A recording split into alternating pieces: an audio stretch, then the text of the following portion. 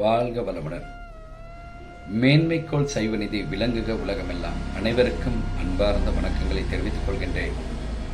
இதுவரை காலமும் இந்த குரோதி வருடமானது எம்மில் பலருக்கு பல வகையான நன்மைகளையும் பலருக்கு மனசங்கடங்களை தரும் வகையிலே காணப்பட்டது.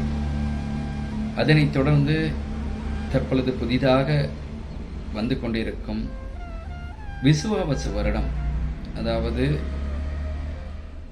பங்குனி 30 ஞாயிற்றுக்கிழமை 14/4/2025 ஆண்டு அதிகாலை 2:29 மணியளவிலே பிரதமை திதியும் சுவாதி நட்சத்திரமும் கௌலவம் கரணத்தில் மகர லக்னத்தில் கன்னியா நவாம்சத்தில் செவ்வாய் கால ஓரையில் புதன் சுக்ன ஓரையில் சாத்விக குண வேளையில் இந்த விசுவாவசு வருடமானது பிறக்கின்றது. இந்த விசுவாவசு வருடம் பின்னிரவு 10:29 முதல் அதிகாலை 6:29 வரையில் விசி புண்ணிய காலமாகும்.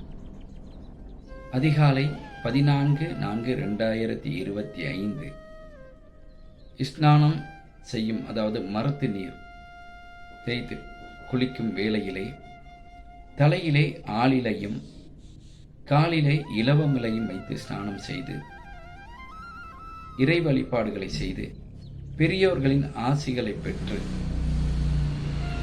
அருச்சுவை உணவருந்தி இந்த புது வருடம், அதாவது விசுவாவசு வருடத்தை வரவேற்கலாம்.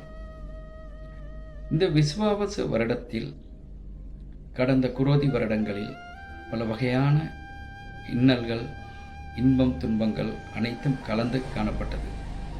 இந்த விசுவாவசு வருட காலகட்டங்களிலே மாணவர்களில் கல்வியில் பல வகையான தேர்ச்சிகளை பெற்று பெரியோர்கள் உடல்நிலையில் காணப்படும் நோய்கள் விலகி குடும்பங்களில் சந்தோஷங்கள் ஏற்பட்டு திருமண தடைகள் ஏற்பட்டு கொண்டிருக்கும் ஆண் பெண் அனைவரும் மனபந்தத்தில் இணைந்து பல வகையான நன்மைகள் எமக்கும் எமது நாட்டிற்கும் எமது ஏனைய நாடுகளில் வசிக்கும் அனைத்து உறவுகளும் இறை ஆசிகளுடன் எந்த விதமான நோய் நொடிகளற்று வாழ்க்கையில் அனைத்து செல்வங்களையும் பெற்று இன்பத்துடன் வாழ வேண்டும் என்று வாழ்த்தி உங்களிடமிருந்து விடைபெறுகிறேன். நன்றி, வணக்கம்.